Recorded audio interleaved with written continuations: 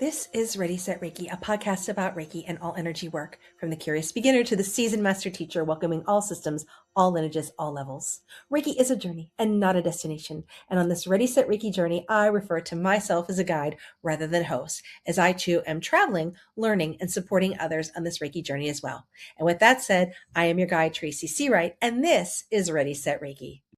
Hello, Reiki family. Reiki blessings to you, one and all. Another amazing and wonderful journey together. So before we begin, you know how it goes. We bring up and talk about the Reiki Business Collective.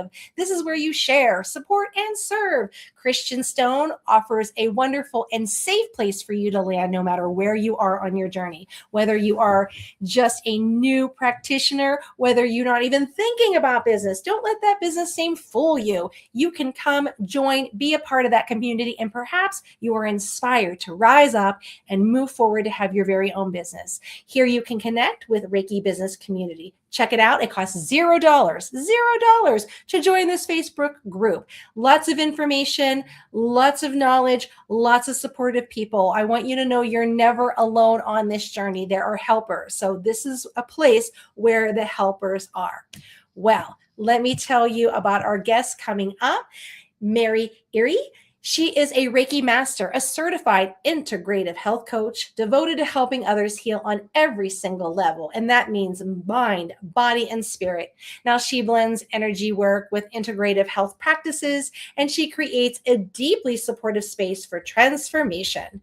Her path began through her own experiences, with autoimmune issues in her early 20s.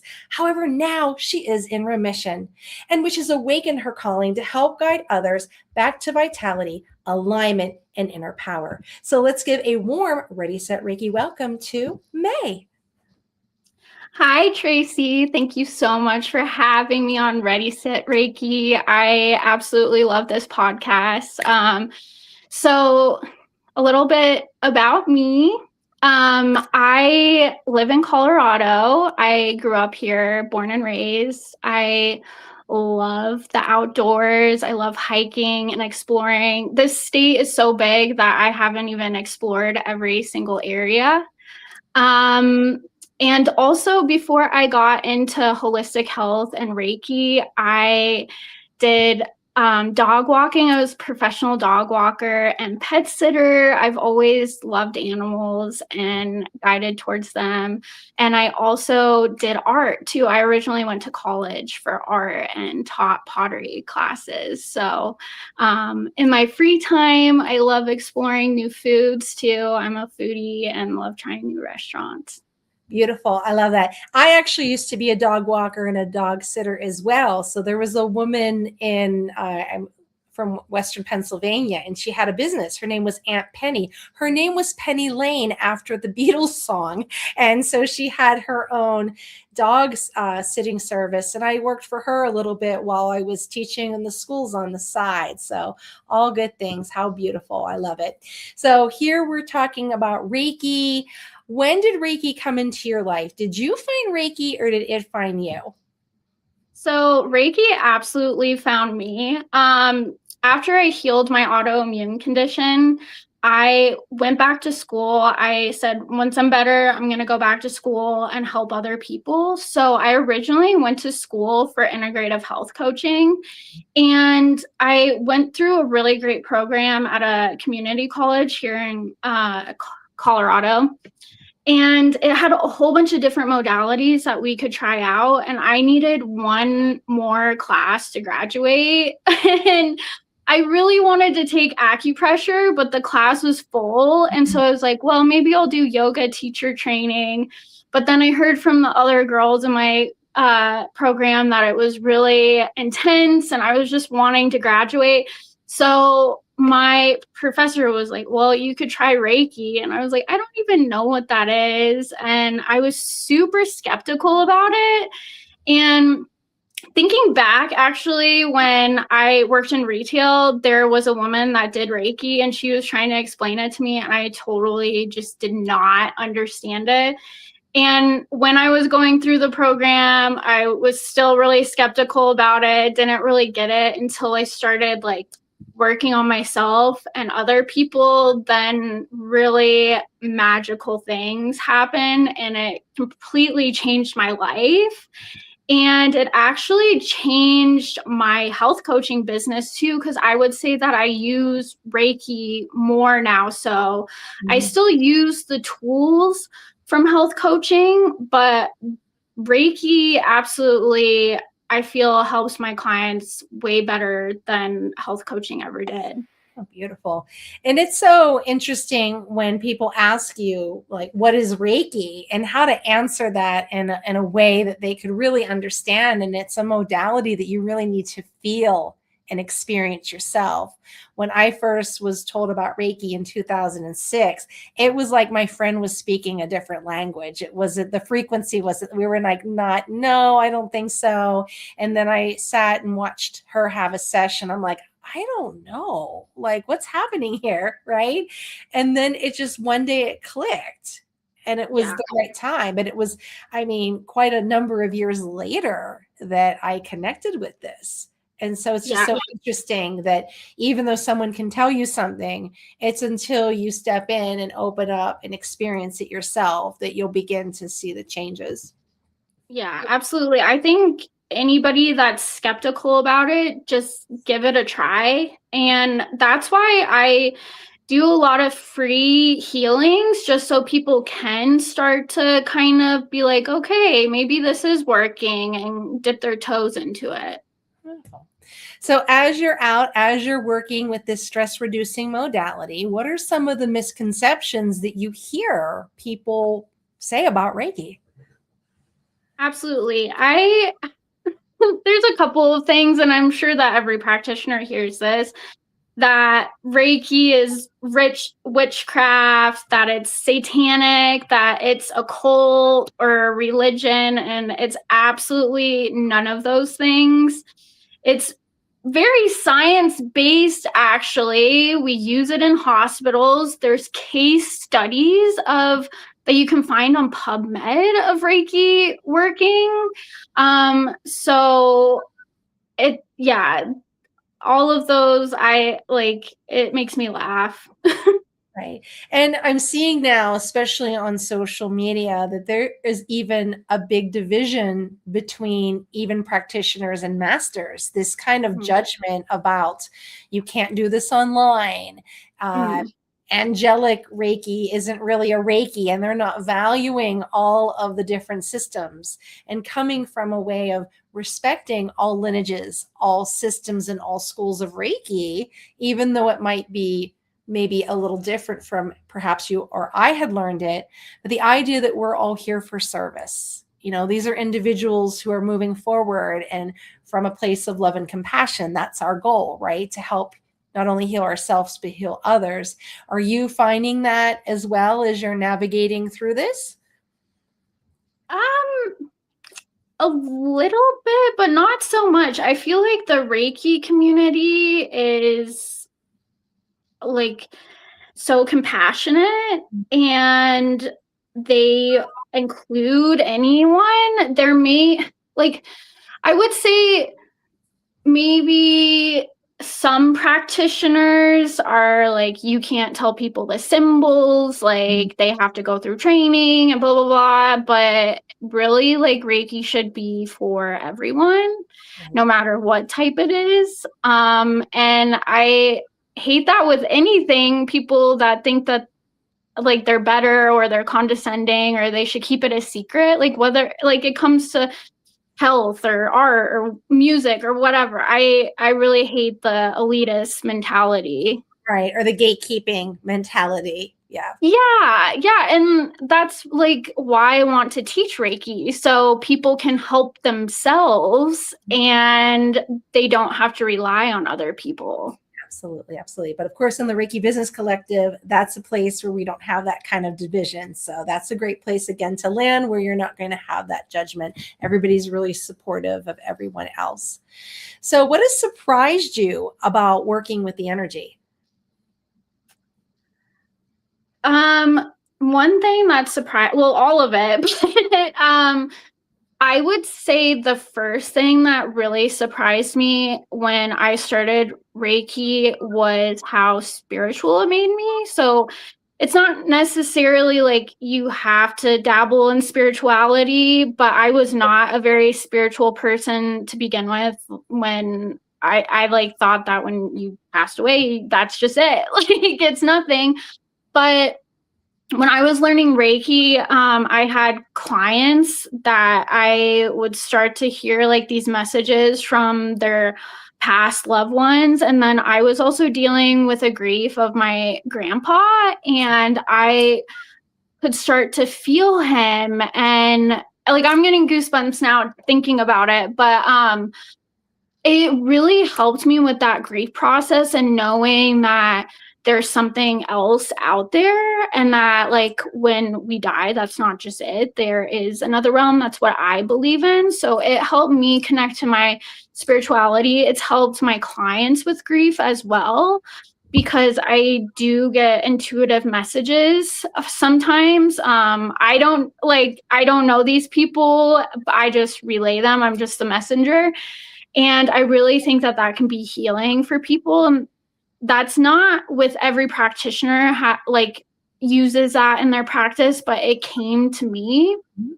Um, and I would also just say how quickly my clients can overcome things. So, like I said, with health coaching, I would be on the same issue with someone over and over with sessions, and it was frustrating with them and frustrating with me.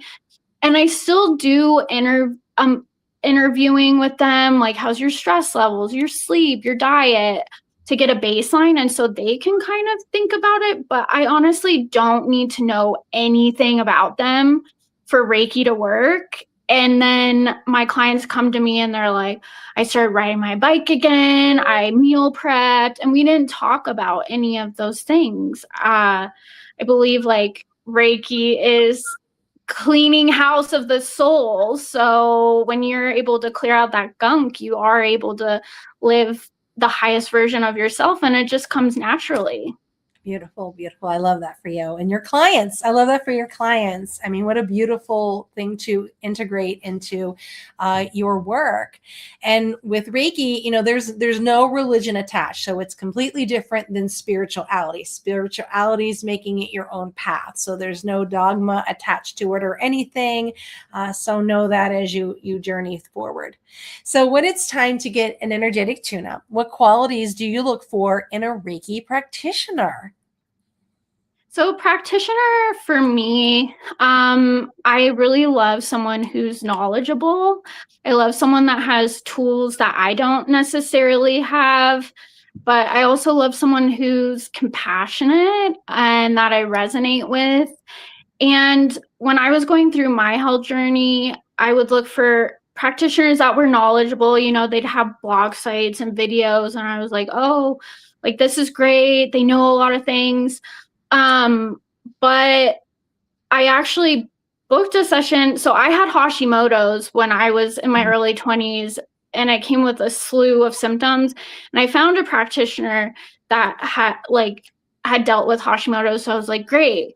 And she seemed really knowledgeable. But then when I got into the session with her, she came in with a bunch of baggage and was like, I'm in pain, my back hurts. Most of the session we were talking about her.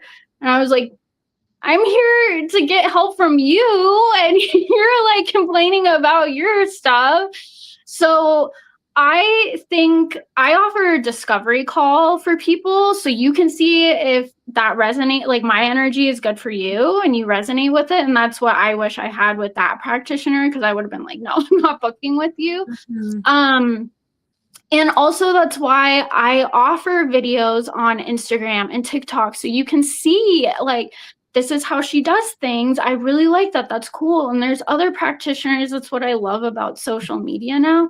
There's other Reiki practitioners that I absolutely adore, because I'm able to see what they do and it resonates with me. So I think just investigating people and discovery calls are great for that reason. Yeah, so Yeah, I'm finding recently that there's a lot of practitioners that go on YouTube and they watch YouTube videos and feel that makes them qualified as a practitioner. And they're kind of going out and they're doing services and providing services and actually doing trainings without taking that opportunity and that time. And so it's good to also do that research as well. So you have that connection with that person, ask those questions, go on that discovery call, say, what do you do? What do you do for self-care? How are you working with the energy? How long have you been working with it? And really, it doesn't matter, too long. When you look at Azui Sensei, it was only 4 years that he was working directly with that energy. But just what they're doing and how they're grounding, how they're, taking this and working it into their lives as a lifestyle. So it's really important to have that opportunity to talk to people beforehand instead of showing up at the session and like, oh yeah, this isn't working.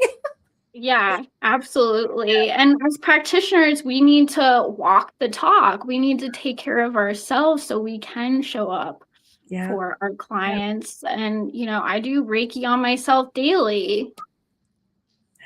I mean, you can be a practitioner for 30 years and someone who just got their certificate, like last week, and they could have a greater following and they can, have just that energy that's so welcoming and loving to people and not really charisma, but just have it like, yeah, I feel safe here. And so it really doesn't even matter time wise. It just matters that connection. You feel safe, right? And, you feel comfortable being in that session with them.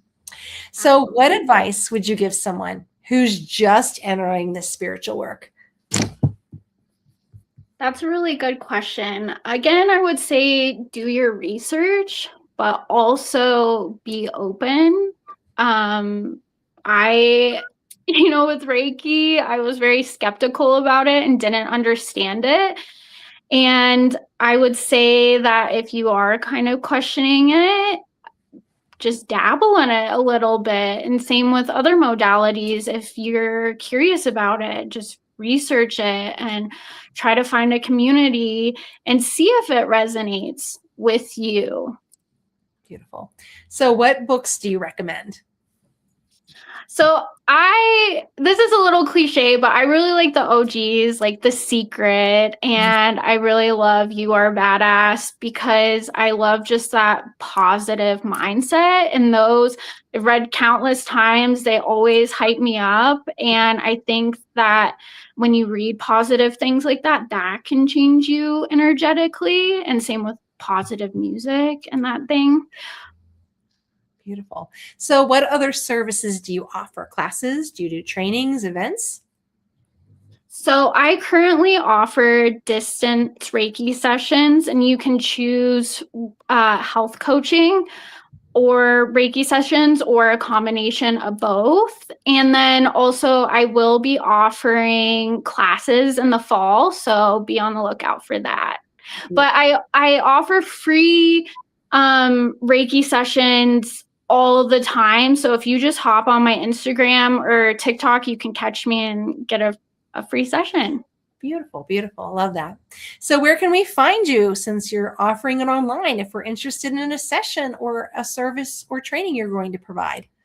Yeah, so I have a website, Reiki with May. You can find me there. And that has all the links to my social media. But I'm on Instagram, I'm on TikTok, I'm starting my YouTube. I'm putting my videos on there too. So if you just look up Reiki Master May is my Instagram, and that's my TikTok as well. And same with, I believe, my YouTube. So you can find me there. But then if you go on my website, Reiki with May, it will have more information and you can book with me there. Beautiful. Well, that ends the first part of our journey. I'm going to guide you to the second part, which are questions from social media, from listeners and Reiki students. So number one, how has incorporating Reiki into your integrative health coaching helped your clients? It's helped my clients immensely. I've seen quicker results. I've seen better results with Reiki. Like I said earlier in the podcast, I still do emotional interviewing with them and tapping into those baselines of stress, eating, your diet, what your sleep looks like. But I really don't need to know any of that. And sometimes I actually don't want to know because it's more fun to see what the findings are with Reiki. But it gives us a baseline of where the client has started and then how they've progressed. And with Reiki, you just give Reiki and then it clears out all the gunk and then people can go on their merry way. And that's what I love about Reiki. We don't have to be reliant on supplements or pills or things. Reiki just does it. And then you're good to go. You may need a tune up, you may not, but whenever you're called to it, it will be there for you. Beautiful. Number 2, your path has included struggles with autoimmune issues. What advice do you have someone who is struggling with this issue? So I feel when I had autoimmune issues, this was like 15 years ago in my early 20s, and I was having all these crazy symptoms. You name a symptom, I had it. I had anxiety, depression, insomnia, hives, my hair was falling out, like I was losing weight, I was gaining weight, I had a seizure, I feel like I had to go on that journey so I can be empathetic towards my client and find my way to holistic health. But now I feel like autoimmune issues are completely rampant.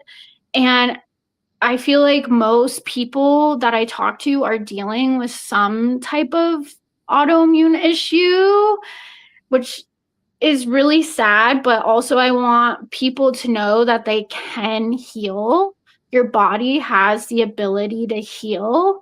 You just have to give it what it needs. And most of the time with autoimmune issues, it's different for everyone on a case by case basis of what your body needs. But what I've seen and what Reiki is really great at, is there's emotional issues underlying it, like some traumatic event happened or unresolved emotional issues that you haven't dealt with that's residing in your body, and that's why your body is trying to tell you and having these symptoms. So just know if you're dealing with that there is hope, and just keep trying. I saw 5 doctors before I got diagnosed. And most of them were like, oh, you have anxiety, here's some Xanax. But finally, when I did get diagnosed, but it's like, here's a thyroid pill. And it's like, well, I don't want to be on a pill for my whole life.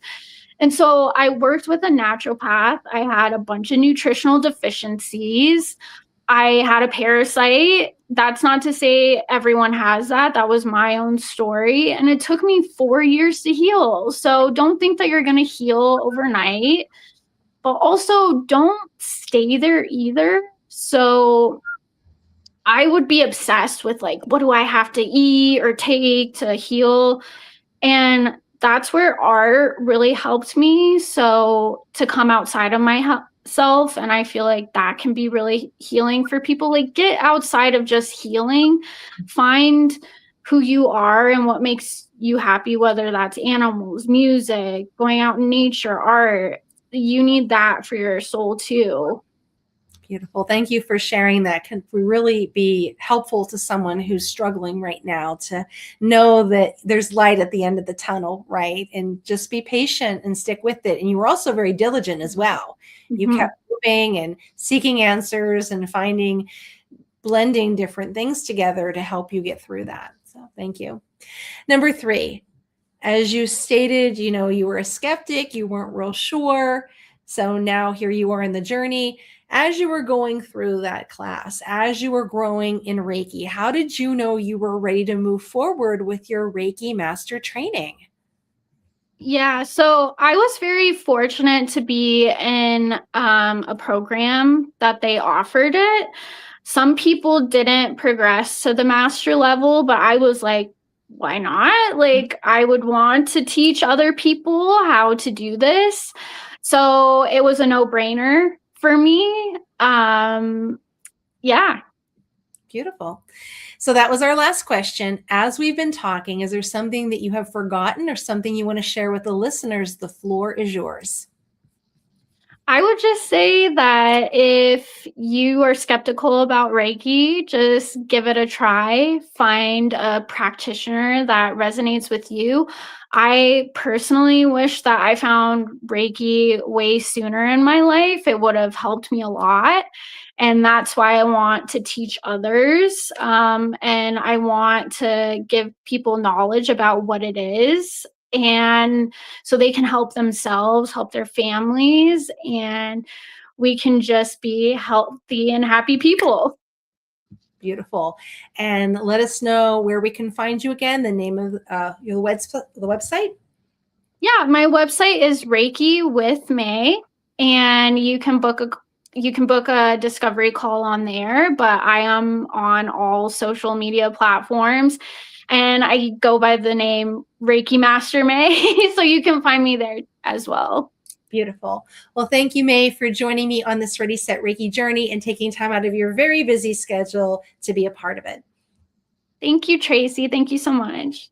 All right, my beautiful listeners, if you'd like your question featured on Ready, Set Reiki, reach out, www.readysetreiki.com, or check me out on social media. Send me those questions and they can be brought on and asked of our lovely and amazing, wonderful guests, many who are out there doing amazing things in this world and sprinkling Reiki all over. So thank you, everyone. I'm Tracy Seawright, and this has been